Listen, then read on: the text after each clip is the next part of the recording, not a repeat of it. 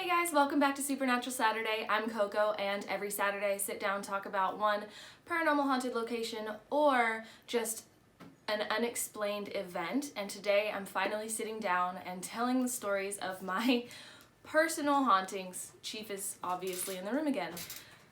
He started out early this time. So I figured it was time to tell everybody why I believe in the paranormal and why I do believe that there are ghosts, spirits, whatever out there. I don't know what they are, but I know they exist because I've had personal experiences. I do believe that everybody who fully believes in spirits has had some kind of interaction or some kind of event that happened that made them believe, and these are mine. I also officially feel like a YouTuber because I'm finally sitting down and doing a story time, so I feel accomplished. So to start just from the very, very beginning, I was born and raised in Orange County, California, never had anything out of the ordinary happen, but I was always kind of open to the paranormal. I just didn't know if I actually believed it or not because I had never had an experience. All you see are ghost hunting shows on TV, which I loved. I loved watching ghost hunters and anything that I could find that was kind of paranormal-esque. It was very interesting to me, but you know those shows, you can tell they're heavily faked, or at least it's very easy for them to fake that kind of content. And I knew that from a young age. I knew that the shows were fake, and it was just very interesting. And also, I mean, there's a lot of YouTubers that fake content for views, and it's fun. Don't freak out on me. I love watching those channels because they're super interesting, and I love them. But you can tell some content is faked for views, which is fine. It's purely entertainment, and I'm okay with that, especially if it helps to open people's eyes to what could possibly be out there. But my entire life, I hadn't had any experiences. I was just open to it, and one day my family decided to up and move from California, Southern California, and I was a water polo player, swimmer. I surfed a little bit, not much, but I should have done it more, to just south of Nashville, Tennessee, and it was kind of a culture shock. There was a lot of things that were different. I ended up moving when I was 17. It was the middle of my junior year of high school. Don't even want to talk about that horrible point in my life. I was happy for the experience. I was happy for the move. I was very close with my family, and it was fine, but I had a really hard time at school, and it was just not the greatest experience. When we moved into this massive home. It was over 5,000 square feet, just huge. It was incredible. We move in, everything's fine, but after a while we started noticing that there was just some things that were happening that we couldn't explain. It wasn't like things were breaking or things were moving on their own or anything like that. It was very simple. You would hear like a door shut upstairs but no one else is home, or you would hear a door open and shut but no one is home. And it always happened upstairs in the same kind of area where when you first walk in, I'll put a picture up, but when you first walk into the home, there's a staircase on the right side, and it's open view. You can see this hallway because it's vaulted ceilings. You could see the hallway up at the top of the stairs. My older sister's room was on the left, my room was on the far right, and my little sister's room was also on the far right, but towards the front of the building. And directly underneath those bedrooms and all of that was the living room directly in front of you. Most of the time you're hanging out in the living room, and you're just hearing all these things going on. It's really weird, but no one else is home, so you're kind of shrugging it off, but we kind of decided there was a ghost. We were just like, oh, it's the ghost, he's harmless, he only walks around, so it's fine. And then at one point I was sitting down in the living room with my mom. I want to say my dad was there too, but I actually don't remember. I should have sent out a family group text before filming this so that I could get my story straight, but this was 10 years ago. I don't remember everything perfectly, but we were sitting downstairs, and we also had this beagle. Her name was Olive. She was the cutest little thing, and every once in a while we would buy her a coconut because I watched Animal Planet a lot as a kid, and I heard that coconuts are a fun toy. They're good for the dogs, good for the teeth, and I convinced my parents to get her a coconut, and it was hilarious. She loved it. And most of the house was wood floors, so you could hear her running around with it. At one point, my mom and I were downstairs, and you could hear upstairs in that hallway in front of the bedrooms sounded exactly like our dog running with the coconut and like playing with it on the hardwood upstairs in the hallway. And we kind of looked at each other and we were like, how did she get that upstairs? Because she was a beagle, she was tiny. How did she pick up the coconut and run upstairs with it? And we were kind of joking about it, being like, how is that possible? And then we looked down and realized Olive was sleeping on her bed in the living room, literally right next to her coconut. And we were like, oh, it's the ghost. Okay, that's interesting. It just kind of continued like that for a while. Eventually, the landlord came down and we were just talking about how everyone's settling in, how the home is, if everything is, you know, going well, if we need help with anything. And she was with her, I want to say like a 10-ish-year-old daughter, maybe a little bit older. And all of a sudden the little girl goes, Mommy, did you tell them about the ghost? And the mom was like, oh, shh, no, there's no ghost. Like, it's shh, like trying to shut her up. And we were like, oh no, we're very interested in this ghost. Like, please tell us, because we've been having stuff happen. So we had her explain like their experiences, and they lined up to a T with ours. Just the noises upstairs, particularly focused in this one hallway upstairs. And it was kind of nice to have confirmation. So we finally accepted, all right, there's a ghost. This is happening, but it's not doing anything. It's not scary. It just makes noises every once in a while. Who cares, you know? Everything kind of keeps going, same old, just the noises. And at one point, my mom claimed, and I can't ask her about it anymore. She passed away in 2016, but she claimed to have seen the full body apparition downstairs, and it was walking in between her bedroom and went into her bathroom. She claimed she saw it, like, dead on, full body apparition. She claimed, I think she said it had like a top hat and a beard. I don't remember. I don't know why it would have a top hat on. I think she might have described it like a Confederate soldier. I don't remember, but Franklin was this huge, there was a huge Civil War battle fought called the Battle of Franklin, where tons of people died. There's a lot of historical buildings and just a lot of history in that area. The Carnton Plantation, the Carter House, the Lots House. There's a lot of homes from that era, from this actual battle, and it was this huge bloody battle. So it wouldn't surprise me, but it would be confusing how it could get upstairs if that was the case. If it was a Civil War person who died in the war, how would they be able to freely maneuver in this house? I don't know. It was really weird. And I don't know. She could have just been pulling my leg. I have no idea. She was really fun like that. So at any point when there's a haunting, there's probably going to be something that happens that really, really creeps you out. And this is what happened to me. It was weird. I had a really weird feeling about it.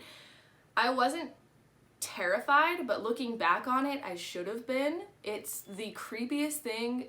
Anytime I think about it, I get really creeped out. But at the time, I was just like, whatever, this is just a regular thing. It just happens. But anyway, the way that my bedroom was set up is you would walk in through the door, and the door was pretty much against a wall. There was a restroom on that side, the closet. There was also a creepy, like, crawl space in my closet with this little door. Nothing ever happened in there, by the way. Don't freak out. I would have left if something was happening in my freaking crawl space. No, I'm not dealing with that. No thanks. Or if I had been sitting in there and the light burnt out or something, ooh, I would have freaked out. But thankfully nothing happened with that. But you get past the closet, I had my dresser on that wall, and then my bed was against the wall facing like, so my head was on the wall and my feet were towards my dresser. And one night, randomly, I woke up and I heard footsteps coming from my bedroom door, and it sounded like the footsteps were walking, kind of going from the door in front of my bed and standing in front of my dresser. And I thought my little sister had had a nightmare, and she used to come into my room when she had a nightmare. She would sleep in my room. It wasn't a big deal. It's just something that we did. I figured it was her, so I opened my eyes and no one's in my room. And I was like, that's weird. Maybe I was dreaming or like half awake or something. So I lay back down and the footsteps started back up again. And the footsteps start right where I heard them stop, right in front of the dresser. And it walked to my side of the bed. I slept on one side because I was kind of used to sharing my bed with my little sister. We grew up for a long time sharing a bed, so I was used to being on one side and not the middle. And it walked right up to my side, and I could hear the footsteps, and I opened my eyes again, and I don't see anybody. And I was like, what is I'm not sleeping now. This is weird. And I'm just sitting there staring. Nothing's happening. And then the footsteps started back up again, went back to the dresser, stood there for a while, and then slowly walked out of my room. And that night, I convinced myself that it didn't really happen. I was like, that's weird. What a weird dream. Why did I dream that? Okay, whatever. So the next night I'm sleeping. I wake up at roughly the same time. It was always in the 2 o'clock hour. Thank the Lord it was not the witching hour at 3 o'clock, because I would have lost my shit. I would have freaked out. No, I'm not dealing with that 3 a.m. bullshit. No. But it was always in like the 2 a.m. hour. And it started again. It went from my door, slowly walked in front of my bed, stood in front of my dresser, walked to my side of the bed, stood there for a while, then walked back, stood there, and walked out. And it was the weirdest thing. I was like, what is happening? Because this is a thing now. So the next day I told my parents, I was like, hey, this is happening and I'm really confused. And my parents' response was to laugh and say that I was dreaming and it wasn't happening. And then when I convinced them I was awake, they told me that it was my heartbeat. I must just be hearing my heartbeat and interpreting it as footsteps. And I was like, no, I'm hearing it move. It's not just overall like footstep sounds. I'm hearing it moving in my room. And they were just convinced that I was lying or I was sleeping. I was an active sleepwalker as a kid. I still sleepwalk sometimes, actually. But they just thought, they brushed it off, and I was like, okay, so my mom can see a full apparition, but I can't have footsteps in my room? Okay, whatever. So anyway, this became a regular thing. Every single night, it would come in around the 2 o'clock hour, walk from my door to my dresser, walk to my side of the bed, walk back to the dresser, and walk out. It was a completely regular routine, almost the same time every night. I always just prayed.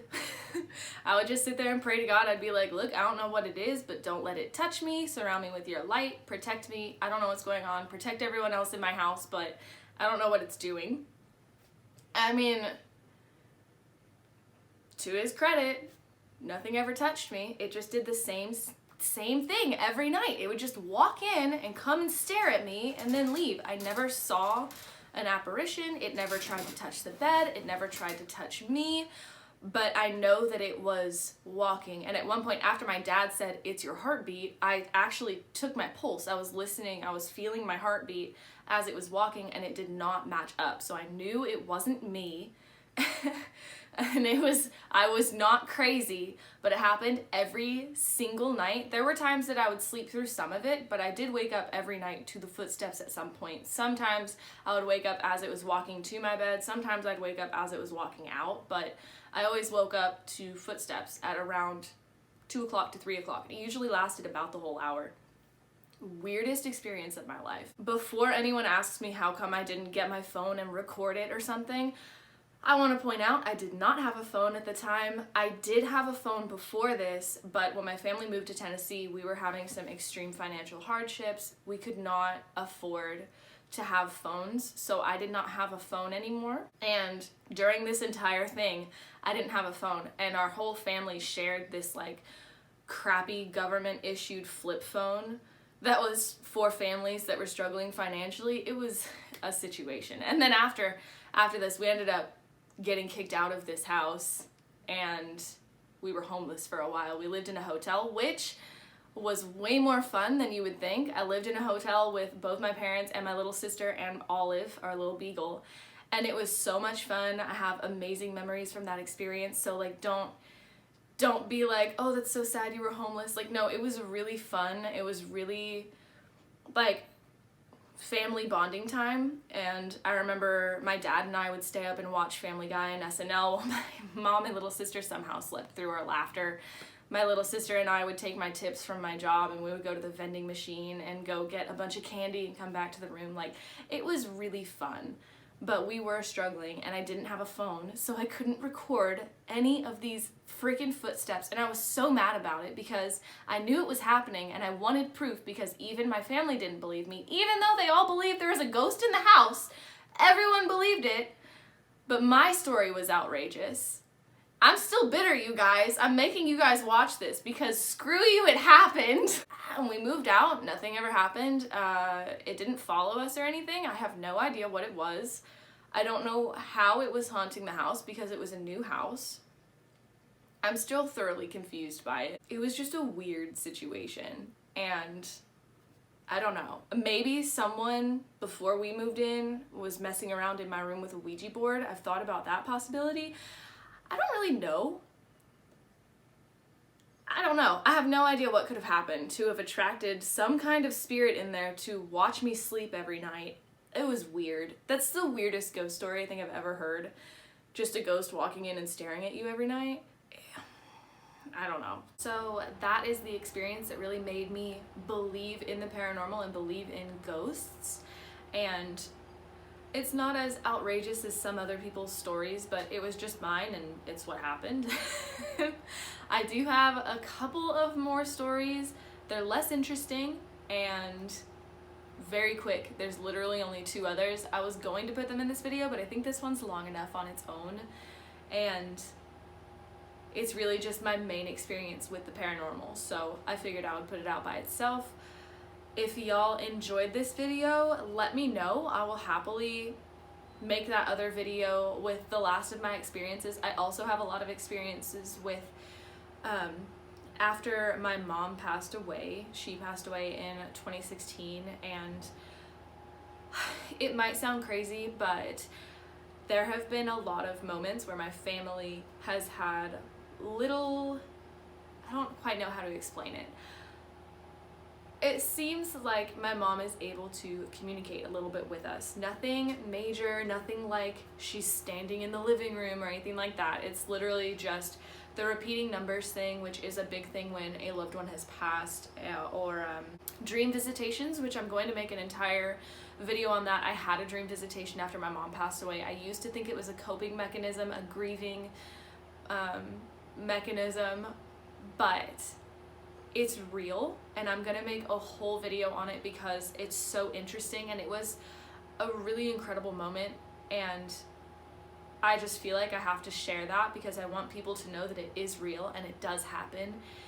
And if it can help anybody going through a hard time or grieving the loss of a loved one, I would love to be able to help with that because I know what it feels like to lose somebody, and it's not a fun experience. And I will be making those videos coming up here soon, I guess. If you guys are interested in that, let me know down below, comment down below. I always say down below a lot. I'm still new to YouTube, can you tell? Just let me know in the comments section. I also want to hear your paranormal stories. Tell me if you've ever experienced a ghost, if you've ever experienced anything that you were not able to explain, that you can't rationalize, you have no idea what happened or how it happened, but it did happen to you. Please comment. I love reading those. I love going through YouTube and watching other people's paranormal stories, and also going through all of the comments and reading about everybody's. It's so interesting to me, and I really love reading those. So let me know your experiences. Let me know if you want to hear stories about my mom and her passing and all of that. My brother has a wild story about that, actually, just shortly after she passed away. I would love to share that if he lets me. I need his permission first. I also have some incredible stories from my dad about just after she passed, all of these amazing things happened. He found a note from her. There's just so many things that I really, really would love to share. Let me know if that's interesting or not. And like I said, I have a couple of other instances of hauntings that I can't quite explain. I'm not sure if they're hauntings or not. There's also one that's currently happening, which I know sounds really clickbaity. It's not. It was just a really short instance of something that happened recently that I'm keeping an eye on, and if it turns into anything, I'll make a video about that. It's probably not going to turn into anything though, but I'll keep you updated. So stay tuned for more videos like this, and I hope to see you next Saturday. Bye.